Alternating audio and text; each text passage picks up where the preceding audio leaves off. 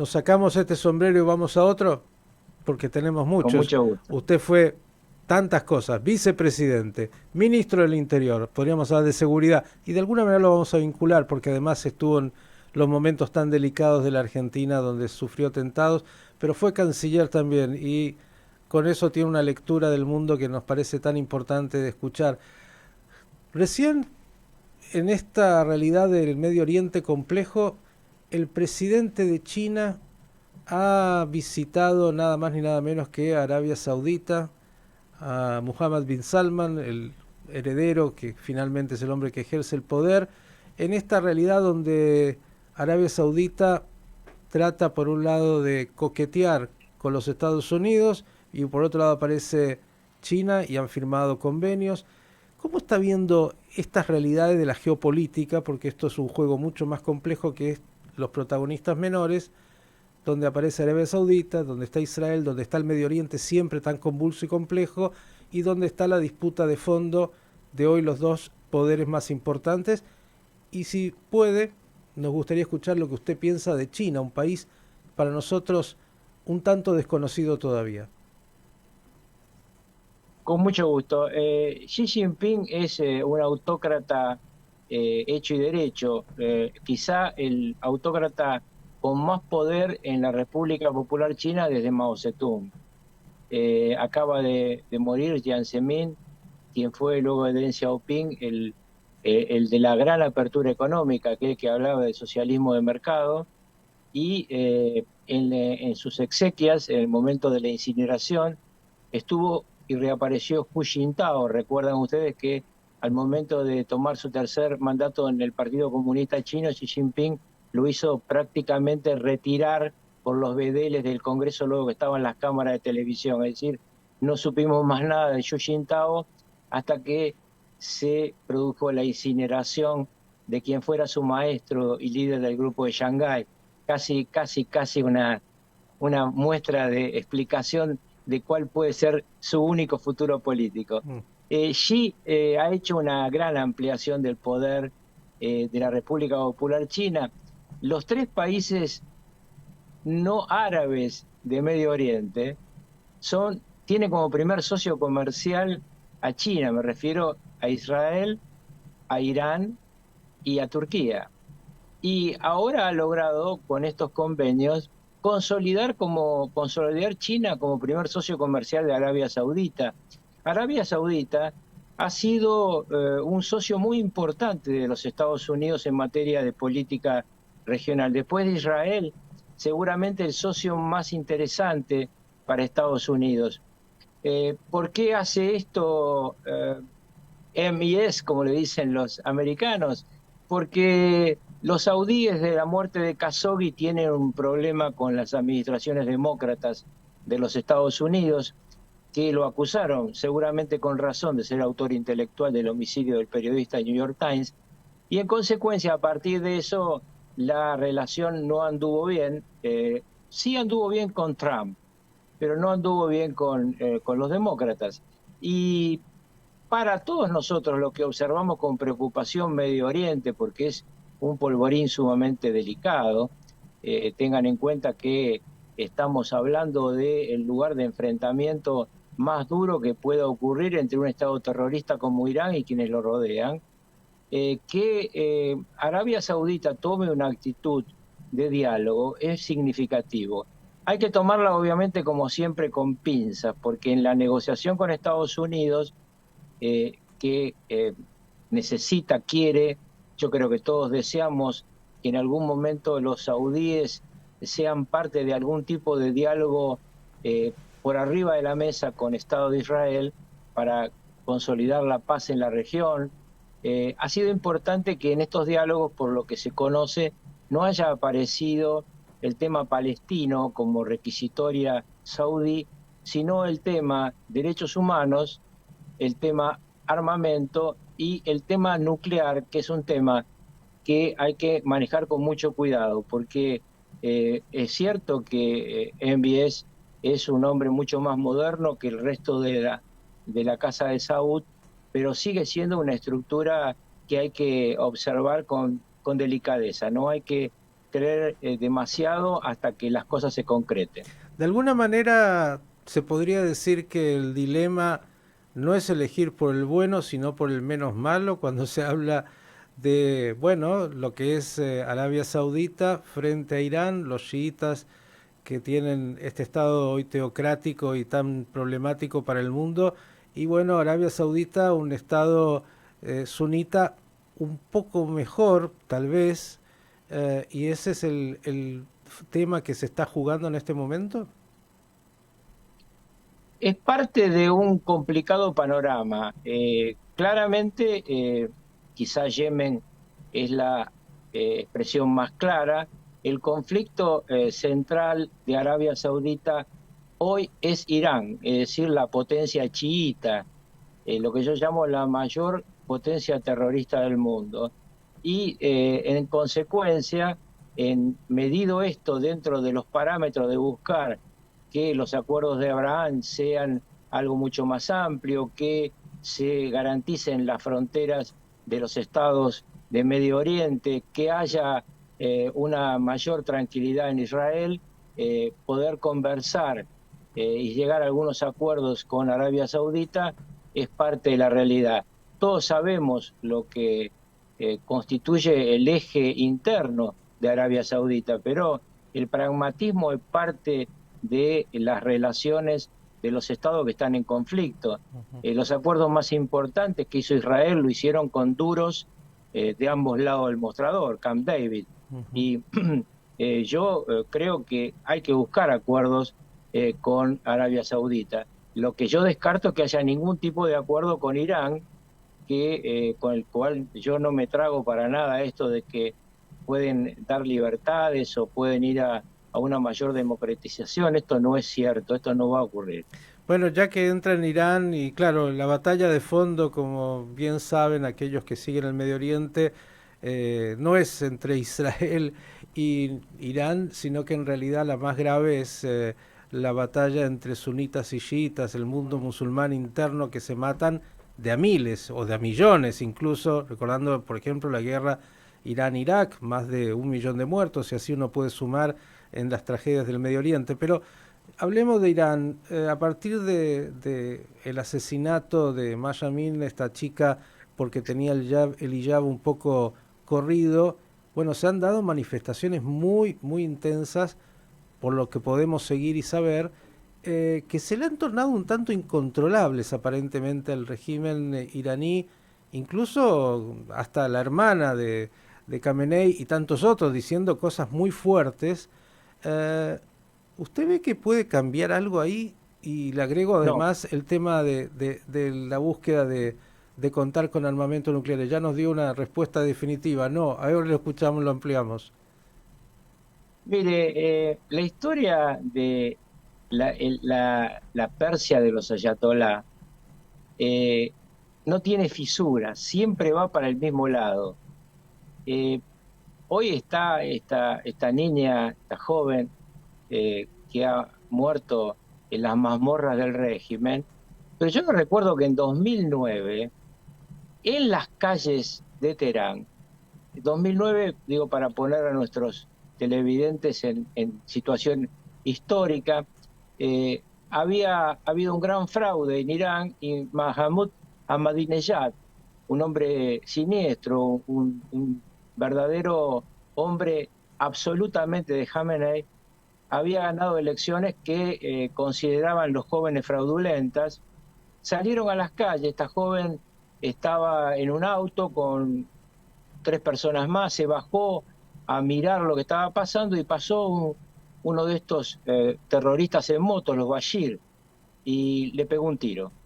Los jóvenes, la multitud lo detiene a este hombre del régimen, le saca su identificación como agente y queda muy claro que a la luz del día un terrorista Bashir, un hombre, digamos, de lo que es lo más bajo en materia de represión de la Guardia Revolucionaria iraní, había asesinado a esta chica. Tanto es así que los testigos dicen que él grita: "No la quise matar". Bueno, nunca más se supo qué le pasó al asesino, por supuesto. la chica fue enterrada, manifestaciones, llantos, nunca más hubo nada de libertad en Irán. Ahora podrán sacar una policía de la moralidad, pero la Guardia Revolucionaria está intacta y sus estructuras de represión están intactas. Irán no es un país común. Ahí no conduce el presidente. Para dejar bien claro, Jamenei, el líder religioso, designa por la Constitución el ministro de Defensa, el ministro de Relaciones Exteriores y el jefe de la inteligencia, además del comandante de la Guardia Revolucionaria. Es decir, los fierros los tiene absolutamente Jamenei y no el presidente de turno. Cuando consigue un presidente un poco más duro, se amplía la represión más públicamente, pero cuando el presidente no es tan duro, la represión sigue por abajo en la mazmorra del régimen. ¿Cuántos ahorcados tiene en todo este tiempo Irán? Nadie lo sabe, pero sabemos que la pena de muerte camina y camina mucho dentro de esta teocracia. En este último año, por lo menos públicamente, se sabe que ya hay 500 muertos en términos de la represión del régimen iraní. Y lo quiero traer un poquito, ya que hablamos de Irán, más cerca, porque Irán para la Argentina no es cualquier país. Y ustedes lo vivieron cuando estaban en el gobierno. Algunos y algún colega suyo de ese gobierno me dijo, si hubiésemos tenido el poder que tendríamos que, hubiésemos querido, tendríamos que haber cortado relaciones, pero nadie sabía qué es lo que podría acontecer como respuesta iraní. Irán es un país muy difícil para cualquiera, pero que tiene intereses en esta región muy concretos, más allá de los atentados. Hoy Venezuela es un aliado y una puerta enorme, incluso hay quien dice que algunos altos funcionarios iraníes estarían buscando refugio potencial si las cosas se complicaran en términos de lo que está pasando. Digo, Irán en esta región del mundo tiene presencia, y presencia la tuvo también aquí en la Argentina, y aliados también tiene aquí en la Argentina, muchos que lo salen a respaldar en muchos programas de televisión y más, hablando de los persas como si fueran solamente las bailarinas bellas y todo muy lindo para tomar café. ¿Cómo ve nuestra Argentina, incluso después de haber coqueteado con este memorándum de entendimiento famoso que le terminó de costar, entre otras cosas, la vida al fiscal Nisman? ¿Cómo estamos con la comprensión de este tema? Estamos desprotegidos, porque Argentina es un país que hace mucho tiempo no tiene política exterior, no tiene defensa nacional, y evidentemente, por lo que se ha visto últimamente, la inteligencia se utiliza en forma interna y no exterior. Entonces, estamos en una situación muy delicada porque el avance de Irán, de China y de Rusia en relación con las tres más grandes dictaduras del continente, que son Cuba, Venezuela y Nicaragua, es sumamente evidente para cualquiera que quiera verlos. Maniobras militares conjuntas en el Atlántico y en el Pacífico, maniobras y acuerdos entre Nicaragua y Rusia en pleno conflicto de invasión de Rusia a Ucrania. Se han hecho acuerdos y la flota del Mediterráneo estuvo transitando cerca de las costas de América en el Pacífico. Hemos tenido hace muy poco ejercicios conjuntos entre iraníes, chinos y venezolanos. China extiende sus tentáculos en materia económica fundamentalmente, pero siempre está su mirada por encima del conjunto. Y yo siempre digo que Argentina tiene que mirar Ucrania, como un espejo terrible, porque en las épocas en que uno tiene lo que el mundo quiere, y Argentina tiene gas, litio, alimentos, agua, tiene dos formas de funcionar: negociando con el mundo adecuadamente, y cuando digo negociando con todos, alineándonos con las democracias occidentales, pero negociando con todos, o tiene el riesgo de que le pase que un día le inventen un Lugansk o un Donetsk y alguien avance militarmente sobre nosotros. Esto hoy parece una hipótesis alocada, pero cuando le inventan un Gualmapu y cuando cerca de Gualmapu hay una base china, mejor que estemos alertas, por lo menos que tengamos inteligencia, defensa nacional y política exterior muy clara que diga y nos diga qué queremos nosotros del mundo, teniendo en cuenta qué quiere el mundo de nosotros. Yo creo, por ejemplo, que el litio no hay que venderlo en bruto, hay que negociar para que aquí vengan fábricas de baterías y autos eléctricos, porque si no vamos a lo que hicieron las potencias árabes del petróleo y volvemos a Medio Oriente. Ahí hemos tenido jeques, emires y reyes millonarios, empresas multinacionales petroleras millonarias y pueblos hambriados. Entonces, yo creo que Argentina tiene que mirar este mundo complejo con mucho cuidado. Lukauf, yo sé que usted no va a querer, me lo dijo la vez anterior, adjetivar ni puntuar a otros funcionarios que ocupan la cartera que usted ocupó. Yo estaba pensando en el memorándum que ha sido tan doloroso, ese mamarracho de entendimiento que intentaron imponer a la fuerza, y pensaba, y lo conocimos, en Héctor Timerman, hoy en Cafiero, que usted sabe muy bien quién fue Cafiero abuelo. Digo, parecería que estamos en otra realidad. Y la pregunta es, porque hablamos un poco de nuestras características también argentinas, ¿alguna vez con toda su experiencia política lo llamó Timerman o lo llamó Cafiero? Es decir, ¿sabe qué? Quiero escucharlo, quiero ver cuál es su lectura sobre la geopolítica del mundo, porque yo lo escucho y digo, no sé si el actual canciller tiene alguna idea medianamente de lo que usted está diciendo. Mire, el único ministro de Relaciones Exteriores que me llamó para consultarme desde que yo me he retirado hace más de 20 años ha sido la primer ministra de Relaciones Exteriores del gobierno anterior. Por supuesto que he estado en contacto con su sucesor, Jorge Forì, porque Jorge Forì fue mi vicecanciller.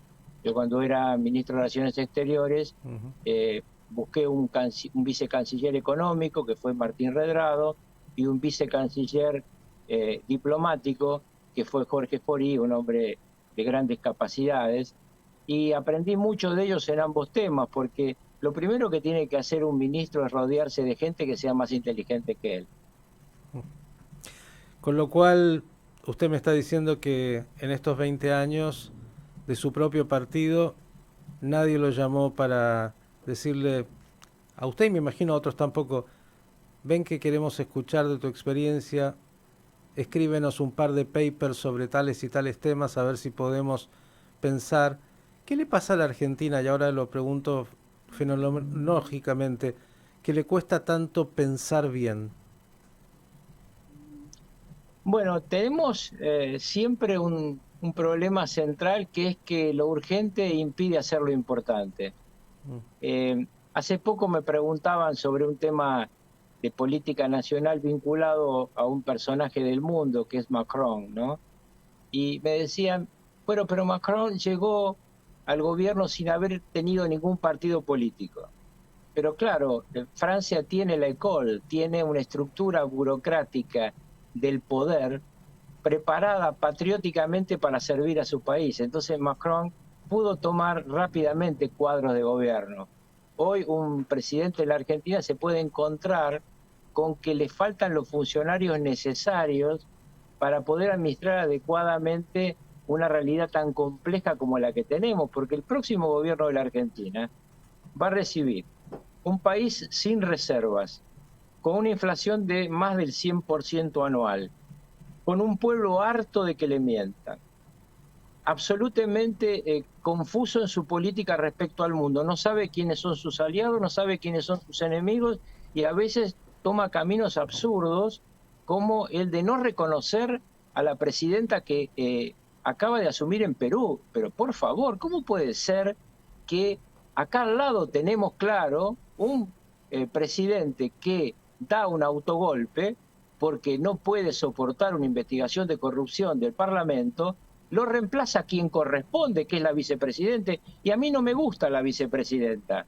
Me parece que es de las mismas características del presidente Castillo, que está detenido y seguramente irá a buscar refugio, como tantos de estos personajes, a las tibias arenas mexicanas. Pero tenemos que tener claro que los mecanismos constitucionales son fundamentales y que uno en política exterior puede tener simpatías, pero tiene que pensar en la realidad nacional e internacional. Por eso, ver desde la Cancillería Argentina, desde la política de defensa nacional, de la política de inteligencia, el mundo, con anteojeras, es muy peligroso para todos nosotros, y esto le va a caer todo al gobierno que viene. El gobierno que viene va a tener dificultades muy profundas, conflictos sociales, conflictos con este fenómeno secesionista que está funcionando en el sur argentino, va a tener que decidir qué hacer con el gas, con el litio, con el agua, con los alimentos, con quién negociar, con quién aliarse. Yo termino este análisis diciendo, porque ya lo dije aquí con ustedes, miren Israel. Israel es el socio más confiable de Estados Unidos en Medio Oriente. Su primer socio comercial es China, no Estados Unidos. Pero al momento de comprar vacunas, compró la Pfizer, no la China, que es de baja calidad. Nosotros hoy en la Argentina tenemos que estar buscando ya la segunda vacuna, la vacuna que se llama VI, la que puede tomar todas las gamas de la enfermedad que vuelve a golpear nuestro territorio. Y todavía no nos quieren decir cuánto les costaron las vacunas que tenemos todavía almacenadas y por qué no compran las nuevas.